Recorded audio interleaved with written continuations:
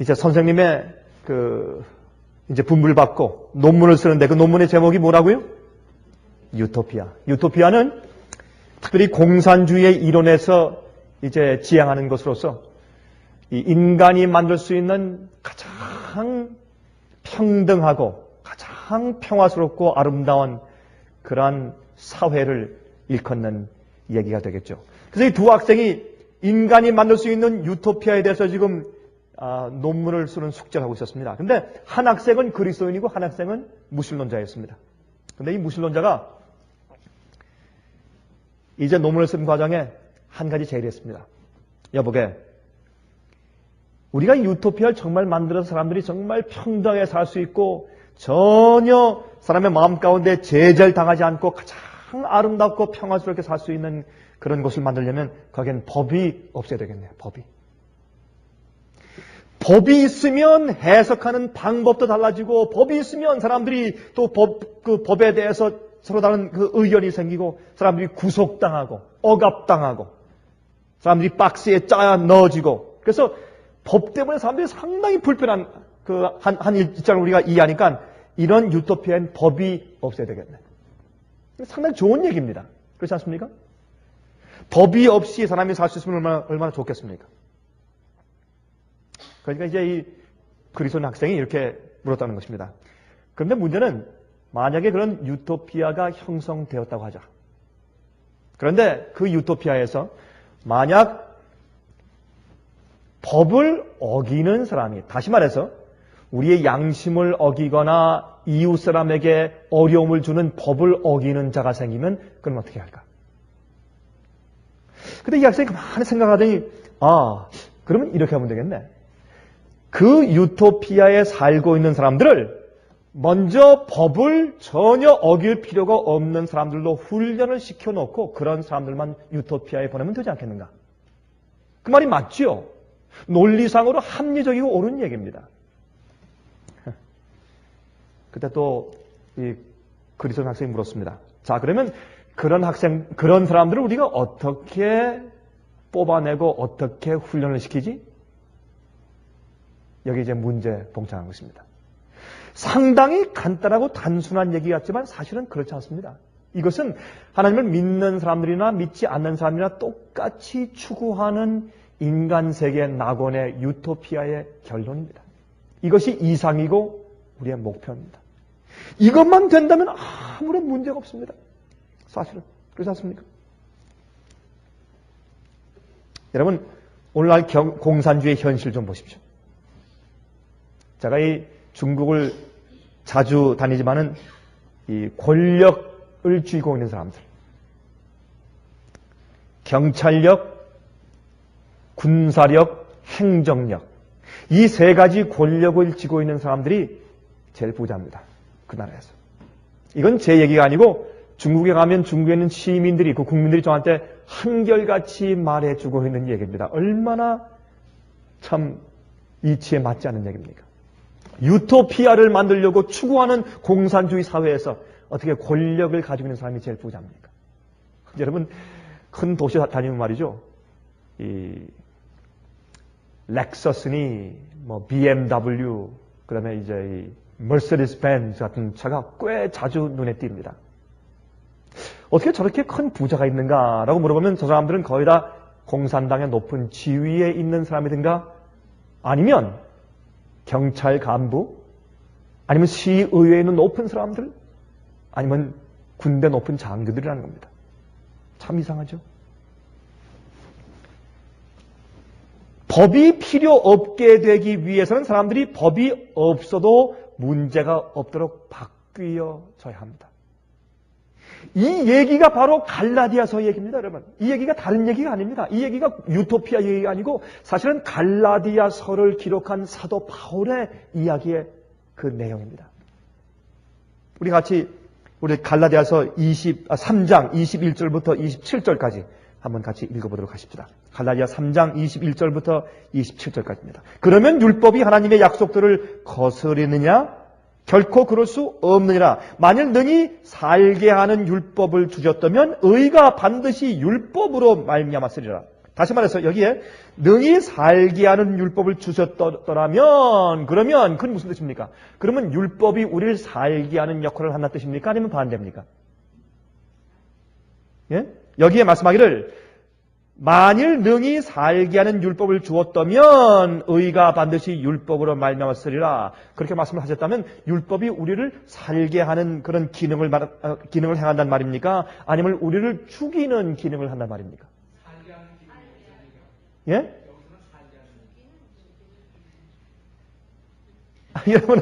여러분들도 혼돈되시죠? 다시 한번 읽어보십시다.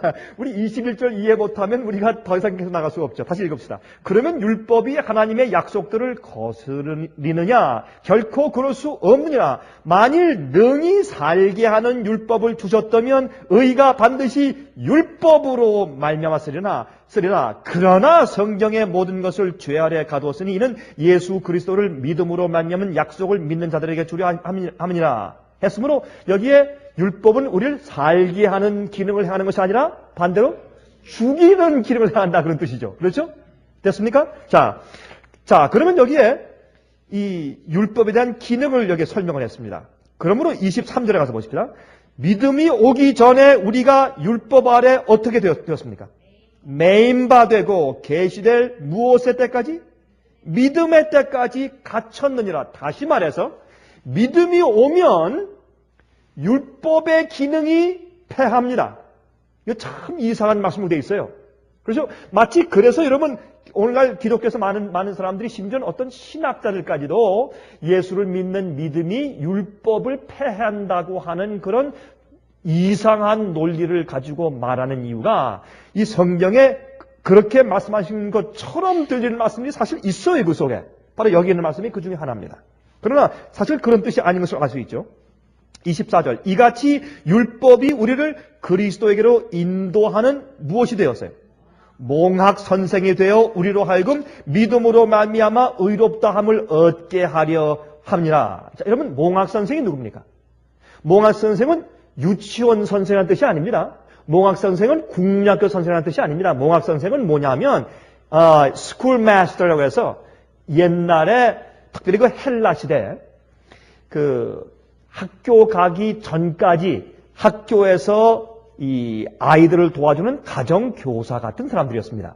그 사람들은 그 아이들에게 아침 되면 빨리 일어나라고 깨우고 세수했느냐고 추궁하고 또 머리 빗도록 해주고 예? 그래서 이제 좀 부잣집 사람들, 좀 바쁜, 좀 높은 이 고관집 사람들에게는 이 부모들이 아이들을 돌볼 시간이 좀 적으니까 이런 몽학 선생을, 이런 스쿨 마스터를 갖다가 이렇게 이제 고용해가지고 돈을 주면서 특별히 이런 사람들은 노예였습니다. 옛날에 가정교사는 전부 다 노예였습니다. 아주 똑똑한 시인들, 아주 논리를 잘 아는 사람들, 법을 잘 아는 사람들, 이런 사람들을 이제 가정교사로 쓰는데 그 사람들은 대부분 노예들이었어요. 아주 박식하고 똑똑한 노예를 사다가 그렇게 시켰습니다. 이 스쿨 마스터는, 이 몽학 선생은 아이들이 아침에 일찍 깨기 위해서 자꾸 추궁하고 세수했느냐, 머리 빗었느냐, 머리 깎았느냐, 옷을 잘 입었느냐, 옷을 때렸느냐, 신발을 신었느냐, 빨리 가자. 그래서 이제 숙제했는가, 학교에서 오면 숙제했는가, 숙제 같이 해주고 이렇게 해서 가르쳐서 그 아이들을 데리고서 다 준비시켜서 학교에 가서 선생님의 손에까지 데려다 주는 사람이 몽학 선생이었습니다. 그러므로 몽학 선생의 역할은 그 아이를 잘 준비시켜서 드디어 진짜 교육을 주는 선생님한테 데려다 갖다 줄 때 그의 의무가 끝나는 것이었습니다. 그것이 몽학 선생이었어요. 그러므로 여기에 말씀하기를 이같이 율법이 우리를 그리스도에게로 인도하는 몽학 선생이 되어, 그래서 그 당시에 사도 바울이 몽학 선생이라는 단어를 쓸 때 이 말씀을 읽는 그 당시 그리스도인들은 그게 무슨 뜻인지 금방 알아차릴 수가 있었습니다. 이것은 하나의 상징 언어로 모든 사람이 알고 있는 그런 단어였기 때문에. 그러므로 우리가 율법은 우리를 데리고 몽학 선생처럼 누구한테 하는 것입니까? 예수 그리스도께로 간다 그 말입니다. 자, 그 다음에 25절 믿음이 온 후로는 우리가 몽학 선생 아래 있지 아니하도다. 다시 말해서 우리가 믿음으로 예수께 가면 더 이상 우리가 율법 아래 있지 않단 말입니다. 26절 너희가 다 믿음으로 말미암아 그리스도 예수 안에서 하나님의 아들이 되었으니 누구든지 그리스도와 합하여 침례를 받은 자는 그리스도로 옷 입었느니라. 너희는 유대인이나 헬라인이나 종이나 자주자나 남자나 여자 없이 다 그리스도 예수 안에서 하나 아니라 너희가 그리스도께 속한 자면 곧 아브라함의 자손이요 약속대로 유업을 이을 자니라 그랬습니다. 29절까지 읽었습니다. 이 말씀은 무슨 말씀인가? 자, 여기서 우리 몇 가지를 좀 이해하고 지나가십니다. 첫 번째, 율법은 살게 하는 것이 아닙니다. 우리를 죽이는 그런 기능을 가지고 있습니다. 우리에게 죄를 깨닫게 하고 우리가 하나님 앞에 설 때 무엇이 잘못되어 있는지 그것을 우리에게 드러내 알게 해주는 역할을 하는 것이 율법이었습니다.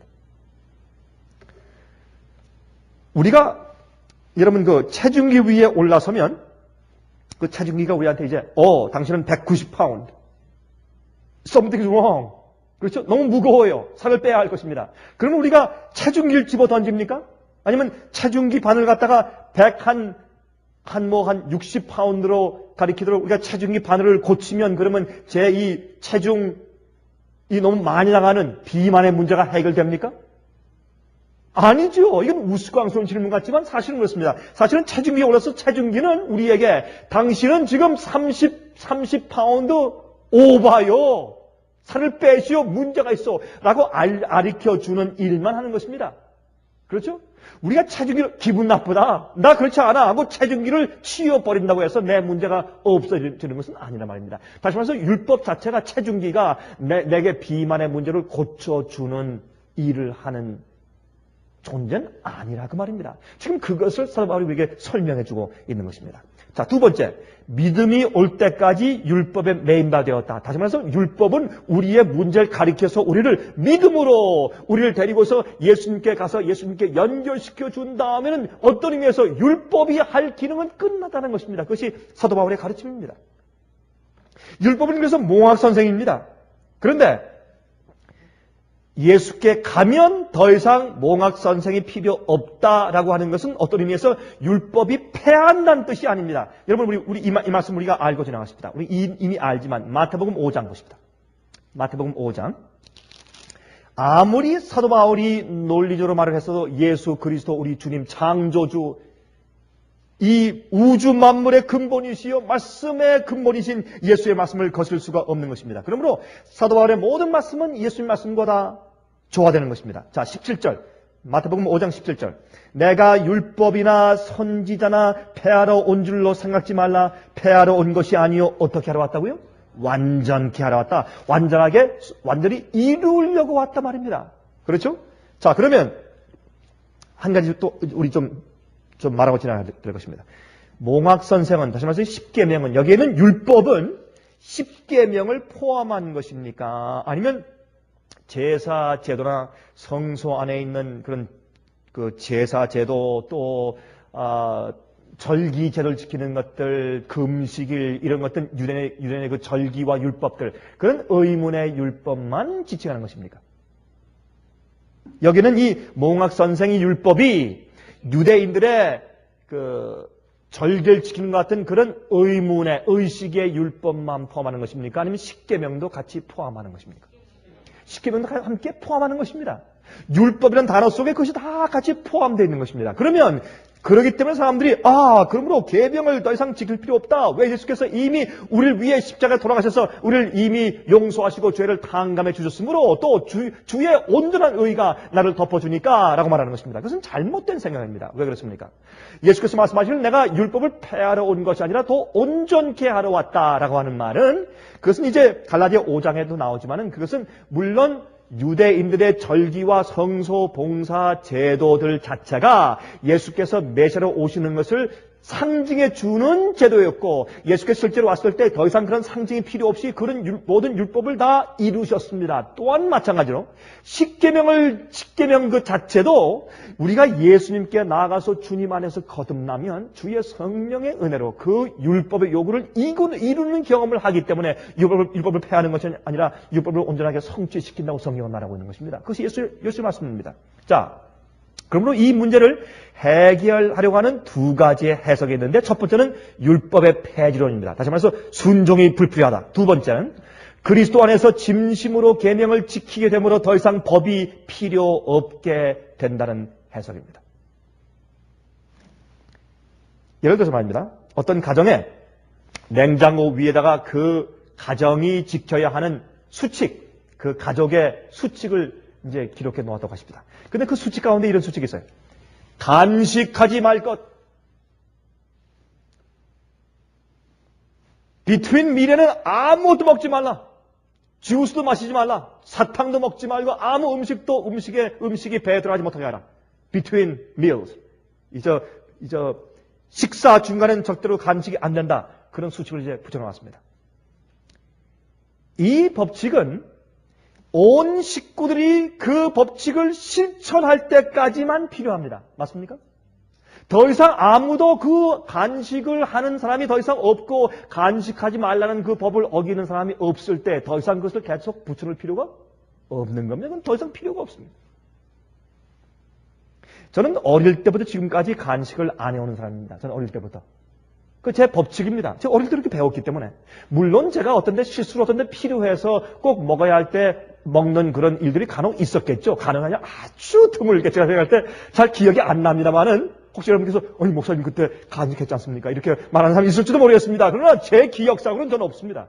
저 기억상으로는 저는 간식을 안 해온 사람이고 저는 간식할 줄 모르는 사람입니다. 왜? 간식을 하면 저한테 분명히 문제가 생겨요. 저는 간식을 안 하기 때문에 간식을 하면 그 다음 식사에 그 배고픈 그런 느낌이 없어져 버립니다. 그리고 속이 안 좋고. 여러분, 그래서 우리가 식사한 다음에 5시간 동안 적어도 5시간 이상 우리 위를 비게 하는 것은 얼마나 좋은 법칙이며 또 제가 늘 그렇게 이제 실행한 법칙입니다. 그런데 여러분, 이 법칙을 온 식구들이 깨닫고 시행하고 있는 한 그것은 필요 없어요. 저한테 누가 제 앞에 와서 말이죠. 간식 알지? 아침에 일어나면 강 목사 간식 알지? 이거 절대로 하면 안 돼. 이렇게 매일 저한테 리마인드 해줄 필요가 전혀 없습니다. 그건 필요가 없어요. 왜? 제가 이미 하고 있고 내가 깨닫고 내가 동의하고 내 온몸을 다해서 그렇게 하고 있기 때문에 소용이 없는 것입니다. 마찬가지로 몽학 선생 율법은 우리에게 우리 자신이 어떠한 사람인지 깨닫게 하고 우리 죄를 알게 한 다음에 예수님께 데려가면 예수님은 우리로 하여금 율법을 지키는 마음을 주시고 우리를 거듭나게 변화시키기 때문에 더 이상 우리는 율법이 필요 없는 그리스도인이 돼야 합니다. 그게 정상이에요. 항상 이거 안 돼, 저거 안 돼, 이거 해, 너 이거 하지, 너 무슨 생각했어? 이렇게 하면 그건 뭔가 그 사람한테 지금 문제가 있는 것입니다. 우리는 율법 아래에 있는 사람이 아니고 은혜 아래에 있어야 되고 예수님 안에 있어야지 율법 안에 있는 사람이면 안 되는 것입니다. 그것을 지금 사도 바울이 강조하고 있다 그 말입니다. 그런데 간식을 하지 말라라고 하면 정말 부모의 그 명령이 뭔지 정말 이해하고 깨닫고 사랑하는 마음으로 하고 싶은 마음이 없는 한 그 아이들은 간식을 더 하고 싶어져요. 그렇죠? 하지 말라고 하죠. 아이들은 더 하고 싶어져요. 더 호기심이 생기고. 이것이 타락한 인간의 죄의 본성의 심정이에요. 그런데 언제 그러면 그 법칙을 지킬 수 있게 되는가 하면 그 아이들이 그 법을 어기는 결과를 진심으로 알고 깨닫고 체험한 후에야 눈물을 흘리고 나서 그때 알겠습니다. 아버지 어머니 그 말씀이 옳습니다. 내가 그대로 순종하겠습니다. 왜? 그게 옳기 때문에. 그것이 나를 행복하게 해주는 것이기 때문에. 그것이 진리고 그게 원칙이기 때문에 좋아서 하게 되는 것입니다. 왜? 그가 법을 어김으로 아픔을 경험했어요. 이것이 하나님께서 이 지구의 타락의 역사를 허용하신 이유 가운데 하나입니다. 그것만 이유가 아니지만 그 예수께서 이 세상의 타락의 결과를 거두도록 주님께서 허용하신 이유들 가운데 하나예요. 여러분 얼마나 많은 경우에 우리가 주의 율법을 어김으로 당하는 어려운 경험들과 마음 아픔과 아니면 어떤 육체의 고난들과 어떤 시련들과 죄책감과 무서움과 평화를 잃어버리는 경험들을 한 다음에 비로소 주의 율법의 선함과 거룩함을 깨닫게 되었느냐 말입니다. 자, 갈라디아 2장을 가서 보십시다. 갈라디아 2장 16절부터 20절까지 읽겠습니다. 다음과 같이 말씀드리겠습니다. 갈라디아 2장 16절부터 20절까지. 자, 15절부터 읽읍시다. 자, 이제 이 갈라디아에서는 이 사도 바울이 특별히 누구를 대상으로 많이 기록하시냐면 유대인들을 대상으로 기록하십니다. 보세요. 우리는 본래 누구요? 그랬습니까? 유대인이요 이방 죄인이 아니로되 사람이 의롭게 되는 것은 율법의 행위에서 난 것이 아니요 오직 예수 그리스도를 믿음으로 말미암는 줄 아는 거로 우리도 그리스도 예수를 믿나니 이는 우리가 율법의 행위에서 아니고 그리스도를 믿음으로써 의롭다함을 얻으려 함이라. 율법의 행위로서는 의롭다함을 얻을 육체가 없느니라. 만일 우리가 그리스도 안에서 의롭게 되려 하다가 죄인으로 나타나면 그리스도께서 죄를 짓게 하는 자냐? 결코 그럴 수 없느니라. 만일 내가 헐었던 것을 다시 세우면 내가 나를 범법한 자로 만드는 것이라. 내가 율법으로 말미암아 율법을 향하여 죽었나니 이는 하나님을 향하여 살려 함이라 그랬습니다. 이게 무슨 말인가? 양쪽 편을 양면을 지금 다 말하고 있는 것입니다. 우리가 행함으로 구원받는 것이 아니고 행함으로 의를 이루는 것이 아니라 예수를 믿음으로 의롭다함을 받는다. 그렇다고 해서 예수를 믿어서 의롭게 된 사람들이 율법을 폐하고 죄를 계속 짓는 것이냐? 아니라 말입니다. 어떻게 내가 의를 얘기하다가 자꾸 죄를 짓기 위해서 범법자가 되겠느냐? 그건 말도 안 된다. 양면을 지금 다 설명하고 있는 것입니다. 그렇죠? 이해가 되시죠? 자, 그럼 보십시다. 내가 율법으로 말미암아 죽었습니다. 율법에 대해서 죽었습니다. 왜? 내가 그 율법을 이룰 수가 없습니다. 율법의 정죄 밑에서 내가 죽는 겁니다. 율법의 정죄를 그대로 받아들입니다. 우리가 항거하고 병명하고 불평하면 그건 못하는 것입니까? 내가 내 자신을 justify, 내가 내 자신을 옳다고 인정하는 것이기 때문에 하나님의 의롭다는 것을 내가 받아들일 수가 없습니다. 내가 내 의를 이루기 때문에. 그래서 율법의 정죄 밑에 우린 죽어야 합니다. 옳다고 인정해야 합니다. 내가 죄인이라는 사실을 인정해야 합니다. 내가 그렇다고 인정해야 합니다. 여러분, 그렇다고 인정하지 않을 때 화목이 이룰 수가 없어요. 내가 그렇습니다. 우리 어떤 이 둘 사이의 문제가 있을 때 당신이 말하는 것보다 I'm worse than that. 난 그보다 더 악할지 모릅니다. 죄송합니다. 이러면 화목이 생겨요. 그러나 무슨 말이야? 당신이 나를 감히 이렇게 하면 절대 화목이 안 생겨요. 하나님은 절대로 거짓말 할 수 있는 분이 아니에요. 율법은 우리를 전적으로 정죄하는 것입니다. 내 속에는 죄와 죄의 본성을 정죄하는 것입니다. 그때 죄의 본성에 굴복한 나를 정죄하는 겁니다. 율법이. 그때 주 앞에 주여 나는 죄인입니다. 근데 내가 율법을 지킬 능력이 없습니다 라고 굴복할 때 우리가 주님께 나아가서 하나님을 향해 살게 됩니다. 자, 보십시다. 그러면 주님을 향해 사는 것이 무엇인가 보십시다. 20절. 내가 그리스도와 함께 십자가에 못 박혔나니 그런즉 이제는 내가 산 것이 아니요 오직 내 안에 누가요? 그리스도께서 사신 것이라. 이제 내가 육체 가운데 사는 것은 나를 사랑하사 나를 위하여 자기 몸을 버리신 하나님의 아들을 믿는 믿음 안에서 사는 것이라. 이것이 우리의 의의 경험이고 이것이 우리 구원의 경험입니다. 매일매일. 내가 사는 것은 더 이상 내 속에 내가 사는 것이 아니고 예수께서 내 속에 사시는 것이라. 내가 육체 가운데 사는 것은 내가 아직 육체 가운데 살아요. 죄 본성이 있고 죄 충동들이 있고 유혹도 있지만 그러나 내가 그런 육체 가운데 아직 살지만 그러나 실제 내가 사는 것은 내가 아니고 나를 위해 돌아가신 예수 그리스도께서 내 속에 사는 것이야. 이게 도대체 무슨 말입니까? 여러분, 이 말을 가장 명쾌하게 설명해 준 그런 말씀이 바로 실물교훈책의 311페이지에 있는 그 해석이에요. 이것이 계명을 지키는 일에 대한 가장 명쾌한 해석입니다.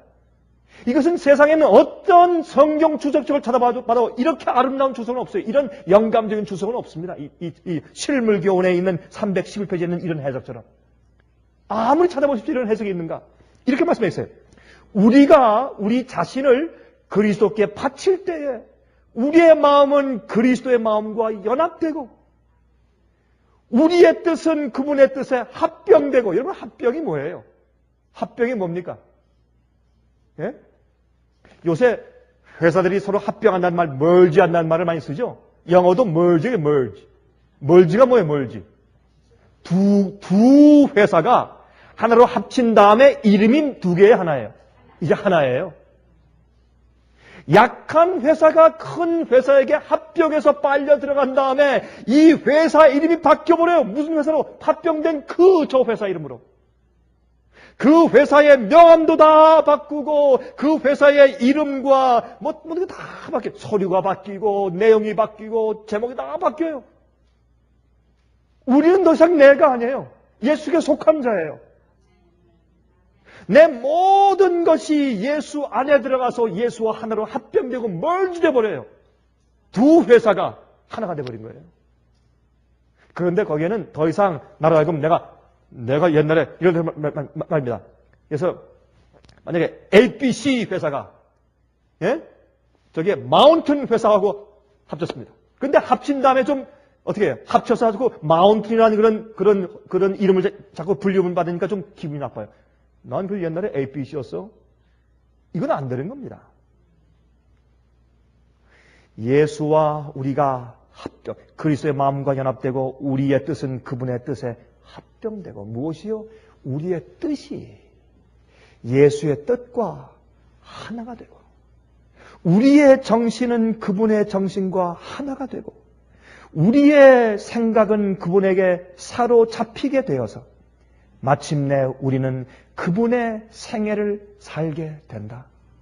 이것이 바로 그분의 의의 옷을 입는다는 의미다. 세상에 이보다 더 좋은 그런 정의가 또 있을 수 있을까요?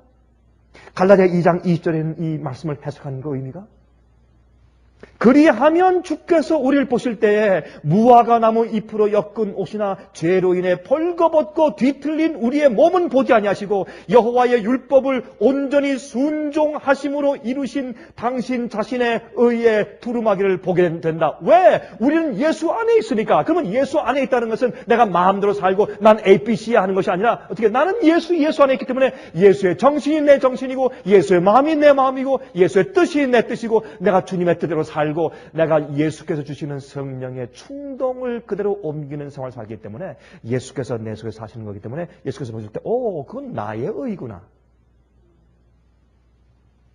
보니까 내 의가 네 속에 있네. 왜? 내가 나에게 내 뜻을 바쳤기 때문에 내가 주는 감동으로 내가 결정해 내 생을 삶으로 그 의는 너의 의가 아니고 내가 너에게 끼친 감화의 결과인 의고 열매이기 때문에 그것은 내 의야. 예수께서 보실 때 우리 속에 예수 그리스도의 의를 보는 것입니다. 이것이 갈라디아 2장 20절이에요. 그러므로 율법을 폐하는 것이 아니라 율법을 온전히 이룬다는 얘기가 바로 그러한 의미인 것을 알고 이것이 사도 바울이 설명한다는 것을 우리가 이해할 수가 있어요. 자, 그런데 갈라디아 4장을 보십시다. 이제 갈라디아 4장. 갈라디아 4장 1절부터 6절까지 있는 말씀을 좀 보시기 바랍니다. 이런 말씀이 기록되어 있어요.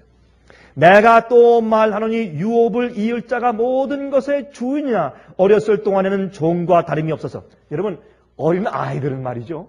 아버지의 아들이에요. 유업을 이을 상속자지만 그러나 놀 때 어떻게 놉니까? 꼭 종 같아요. 예? 아빠가 하라는 거 싫어서 도망다니면서 막 꾀를 피우고 자기 마음대로 하다가 아빠가 보면 그런 척하고 종과 똑같이 다른 바가 없습니다. 어린 아이일 때는. 그렇죠? 왜요? 그 마음이 아버지와 하나가 되어 있지 못해요. 아직 그 아이가 후견인으로 다시 말해 유업을 이을 상속자로 결정돼 있고 태어난 것은 사실이지만 그러나 상속자처럼 행동을 하고 있지 못한 것입니다. 그 아버지의 정한 때까지 후견인과 청지기 아래에 있나니, 그렇죠? 다시 말해서 그 아이가 아직까지 상속자로 그렇게 살 자격이 준비되지 않았기 때문에 누구 밑에 있습니까? 아직도 이 몽학 선생 밑에서 아직도 훈련을 받고 있는 것이에요. 율법 아래서 훈련을 받아야 할 필요가 있어요. 나중에 그 아버지의 뜻이 무엇이고 규칙이 무엇인지 훈련받고 나서 나중에 좋아서 기꺼워해서 사랑해서 그것이 하고 싶기 때문에 그 법칙을 지키는 사람이 될 때까지 자라야 돼요. 보십시다 이제. 3절. 이와 같이 우리도 어렸을 때 이 세상 초등학문 아래에 있어서 종노릇 하였더니 이제까지는 어떻게 많은 그리스도인들이 율법이 어떻게 합니까? 종노릇 해요. 좋아서 기꺼워서 사랑해서 율법으로 살아서 율법 위에 있는 사람이 아니고 율법 아래에 있는 사람들이 많은 사람들이. 그런데 4절. 때가 참에 하나님이 그 아들을 보내사 여자에게서 나게 하시고 율법 아래 나게 하신 것은 율법 아래에 있는 자들을 속량하시고 우리로 아들의 명분을 얻게 하려 하십니다. 예수께서 오셨을 때 우리가 예수를 보았습니다.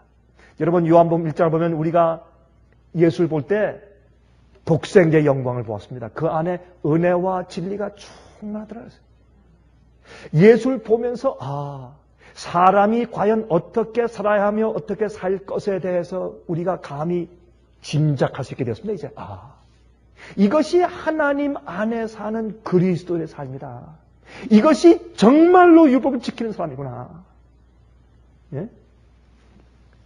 유대인들 말이죠. 예수님 계명을 만든 예수님을 십자가 못 박고 나서 안식을 지키려고 빨리 죽이려고 다리를 꺾으려고 했어요. 얼마나 우스꽝스러운 일이에요. 안식일을 제정해 주신 그분을 죽이고 나서 빨리 죽여야지 자기 가서 해지기 전에 안식을 지킬 거 아니에요. 그래서 예수를 빨리 죽게 하기 위해서 다리를 분지르기 위해서 갔던 그런 사람들이 그래도 안식을 지킨다고 했습니다. 이게 얼마나 우스운 얘기입니까?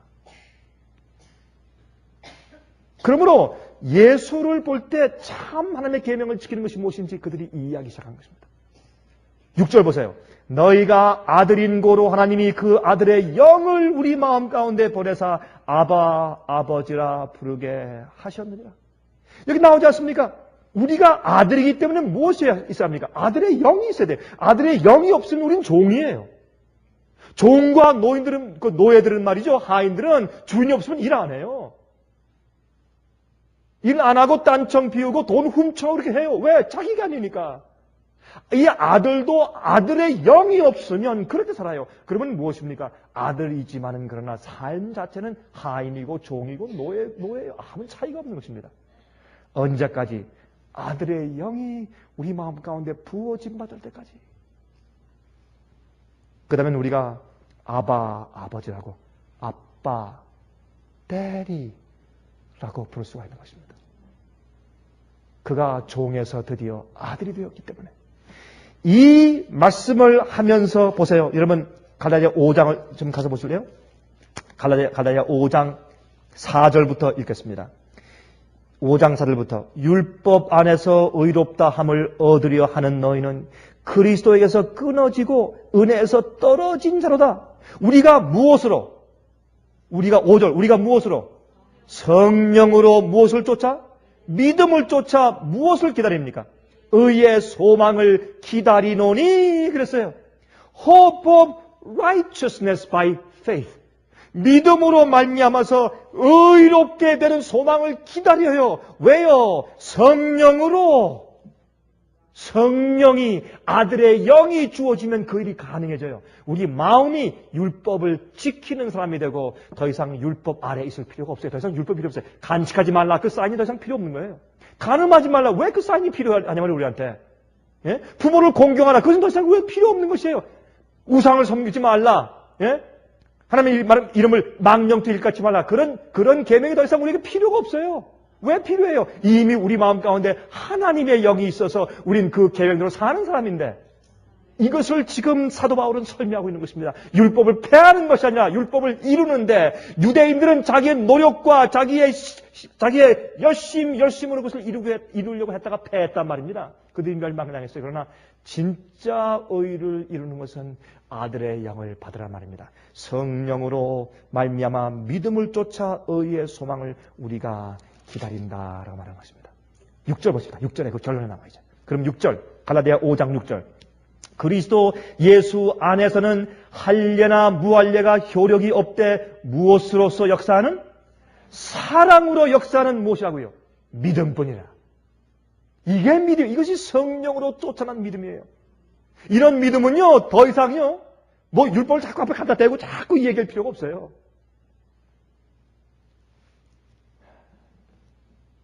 그 밑에 보십시다. 13절, 14절.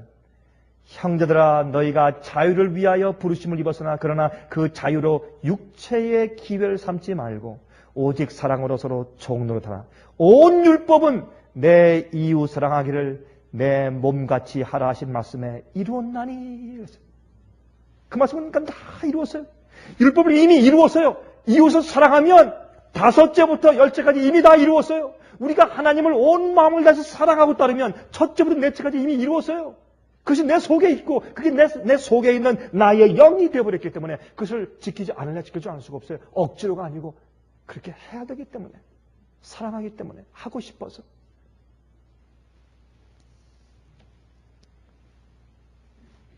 그래서 16절, 17절에 이렇게 말씀하는 것입니다. 내가 이르노니 너희는 성령을 쫓아 행하라. 그리하면 육체의 욕심을 이루지 아니하리라.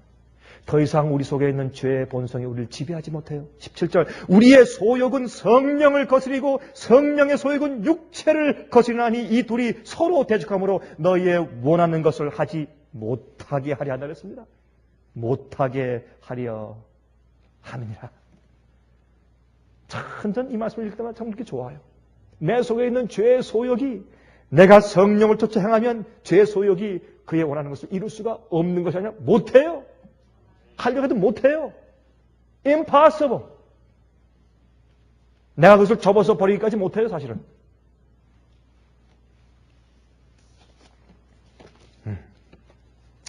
여러분, 시편 40장 7절, 8절 보세요. 시편 40장 7절, 8절. 이 말씀을 보시면 이것이 바로 예수 그리스도의 마음이에요. 시편 40장 7절, 8절. 이것이 예수의 마음이에요. 우리가 예수의 마음이 우리 속에 있으면 이런 말을 할 수 있게 돼요. 보세요. 시편 40장 7절, 8절. 이것이 예수가 하신 말씀이에요. 이것이 시브리서 10장에 다시 또 반복돼서 인용되어 있어요. 그럼 이것은 예수께서 하신 말씀이에요. 예수께서 이 땅에 오실 때 하신 말씀이에요. 그때 내가 말하기를 내가 왔나이다. 나를 가리켜 기록한 것이 두루마리 책에 있나이다. 나의 하나님이여. 이것은 예수께서 아버지께서 말씀입니다. 나의 하나님이여 내가 주의 뜻 행하기를 어떻게 하오니? 즐기오니 주의 법이 나의 어디에? 심중에 있나이다 하였나이다. 이러니 계명을 지키는 사람이죠. 자연스럽게. 간직하지 말라? 필요 없는 거예요, 그런 얘기는. 그건 잔소리요.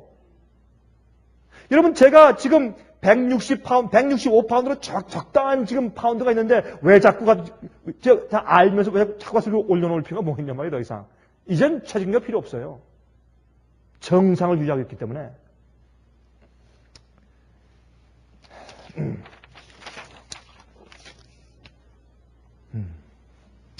그래서 로마서 13장 10절에 말씀하기를 사랑은 이웃에게 악을 행치 아니하나니 그러므로 사랑은 율법의 완성이라 그랬어요. 사랑은 율법의 완성이라. 여러분들이시여 아무리 해보십시오. 되는가? 예수의 영과 사랑이 우리 마음속에 거하지 않으면 여러분들이 주님을 알고 따르고 주의 뜻대로 산다고 20년, 30년, 50년을 애써서도 여러분들이 그 예수의 영과 마음을 잃어버리면 여러분들은 법의 아래 노예되어 살고 있는 모습입니다. 우리 그걸 이해해야 합니다. 체험적으로 이해해야 합니다. 제가 이번 주일에 제 학생들에게 좀 설교를 좀 시켜봤습니다. 그때 한 학생이 나가서 설교하는데 자기의 간증과 더불어서 이런 얘기를 해요. 참 제가 볼 때 그 학생이 정말 눈물을 머금고 자기 마음속에 있는 자기 간절한 얘기를 하는 것 같았어요. 우리 모두가 다 기쁜 감동을 받았어요. 이런 얘기를 하는 것을 제가 들었어요. 여러분들이시여, 여러 학생들이시여, 심지어 선생님들이시여, 제 말 잘 들으십시오. 이 학생이 대학교 1학년 학생이에요. 근데 그 어린 학생, 이제 나이가 이제 19살, 20이 이제 겨우 20 된 학생인 것 같아요. 근데 그런 얘기를 해요. 여러분들이시여, 여러분들 정말 하고 싶지 않으면 여러분 정말 하고 싶은 그런 영이 없다면 여러분들이 뭘 지키려고 하는 거 아무 소용없습니다. 깨끗한 음식 먹으려고 하고 좋은 옷 입으려고 하고 여러 가지 것들, 법을 지키려고 하는 것들, 사실은 그거 소용이 없을 뿐더러 하려고 해도 안 됩니다. 그 어린 학생이 하는 얘기예요. 하려고 해도 아무 소용이 없는 것을 깨달았습니다. 내가 할 수 있는 유일한 길은 그 법에 내가 사랑에 빠지는 길밖에 없는 걸 내가 알았습니다. 내가 그 얘기를 듣고 얼마나 기뻤는지 몰라요. 저 어린 젊은 마음에 어떻게 저것을 알게 되었을까? 저 나이에. 참 제가 감사했어요. 곧날이 시큰했어요. 그 얘기를 들을 때. 참 고맙다. 그런 얘기를 해주니 얼마나 고마운지 모르겠다. 나이가 많은 머리가 하얘진 장로들도 몰라서 맨날 율법주의로 사는데 율법을 지키는 것이 무엇인지 정말 모르고 살고 있는데 내가 그것을 깨달았느냐? 감사하다. 고맙다. 너에게 놀라운 희망이 있다.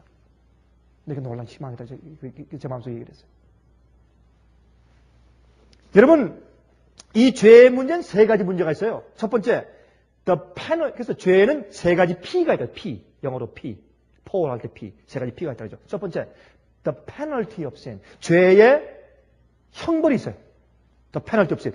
우리가 주 앞에 나가서 회개하고 고백하고 눈물 흘리고 거듭날 때 우리는 죄의 페널티, 죄의 형벌에서 우리가 해방돼요.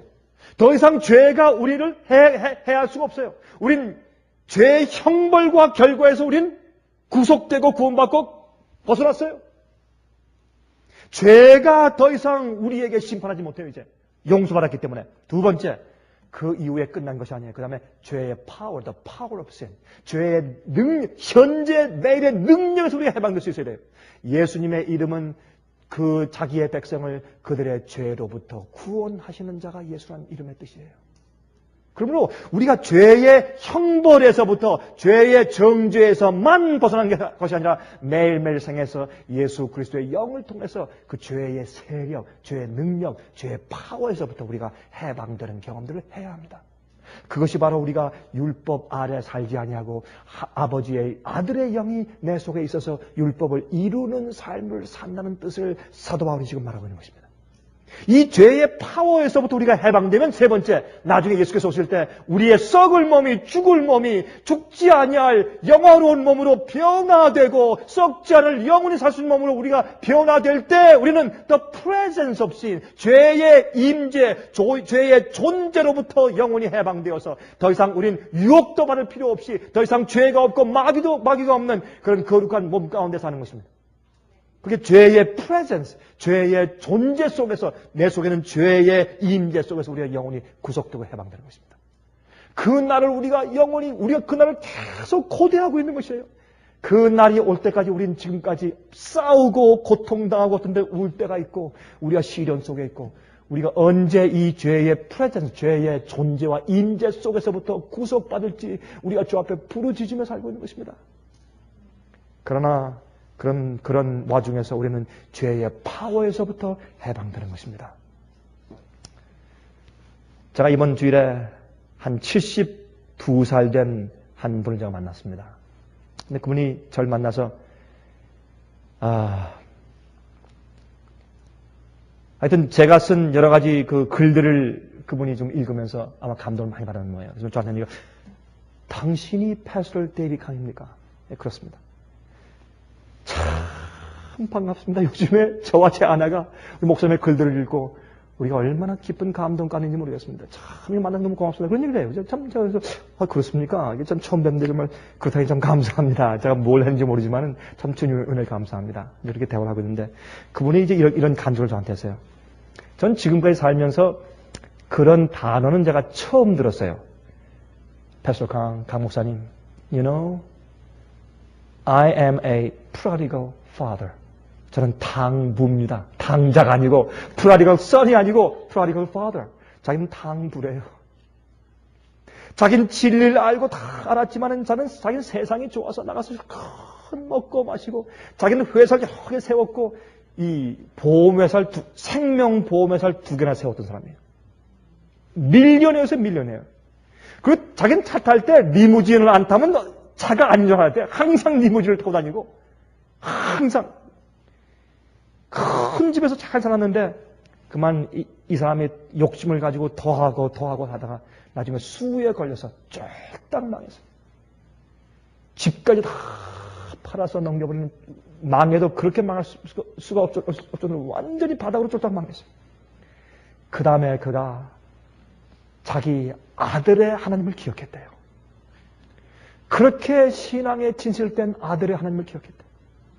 아버지를 기억할 것이 아니라 늘 자기에서 기도하고 아버지 돌아오세요. 그러면 안 됩니다고 호소하던 자기 아들을 기억했대요. 그래서 이 프라디걸 파더리 당부가 그때 자기가 돼지의 주염연매를 먹으려 싸우는 자기 모습을 보고 나서 돌아서서 자기는 아들의 하나님께로 돌아왔대요. 전 그런 얘기를 처음 들었어요. 프라디걸 파더, 당자가 아니고 당부. 참 감동적인 얘기였어요. 이제부터 그 사람은 주의 계명을 지키지 않으려고 해도 않을 수가 없어요.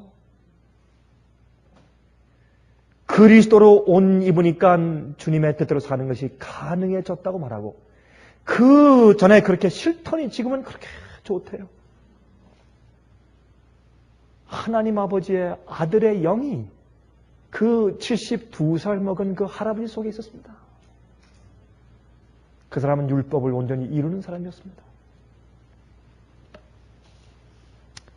여러분, 마태복음 16장 27절에 말씀하기를 인자가 아버지의 영광으로 그 천사들과 함께 오리니 그때 각 사람의 행한 대로 갚으리라.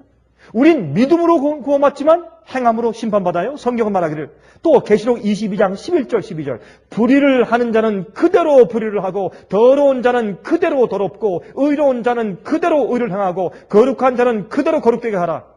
보라, 내가 속히 오리니 내가 줄 상이 내게 있어 각 사람에게 그의 일한 대로 갚아주리라. 여러분, 우리가 믿음으로 구원받지만 행함으로 심판받습니다. 왜 그렇습니까? 그것은 우리 속에 아들의 영이 있어서 율법을 이루는 자인지 아닌지를 증명하기 때문에 그래요. 우리의 행함이. 우리의 열매가 판단 기준이기 때문에. 그러므로 우리는 믿음으로 율법을 폐하는 것이 아닙니다. 율법을 이룹니다. 그러나 기억하십시오. 여러분들이시요, 아무리 여러분들이 좋은 음식을 먹고 잘 입고 잘 행하고 아무리 하려고 애를 써도 여러분 속에 하나님 아들의 영인 성령이 역사해서 내 뜻이 그리스도의 뜻과 합병되는 경험이 없으면 주님의 뜻대로 살 수가 없습니다. 아무리 트라이해도 그것은 외식주의입니다. 그것은 남들에게 감동을 주지 못할 뿐더러 내 자신에게 평화를 주지 못하고 구원의 즐거움도 없고, 그것은 내 마음 가운데 화평을 줄 수가 없는 것입니다.